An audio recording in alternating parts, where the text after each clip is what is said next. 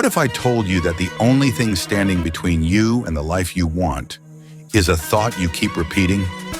Every time you replay that painful memory, every time you say, "I'm not good enough," every time you react the same way to the same situation, you're wiring your brain to stay in the past.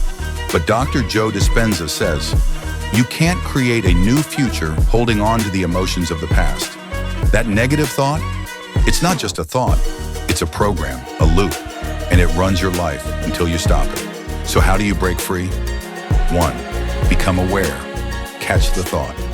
Name it. Swipe pause. Breathe. Remember, you are not your thoughts. 3. Replace it. Speak the future. I am powerful. I am enough. I create my reality. Each time you do that, you change your brain. Each time you're firing new circuits, creating a new self. Your mind is not a prison. It's the gateway to transformation. Your thoughts can either chain you to your past or free you to your future. Choose wisely.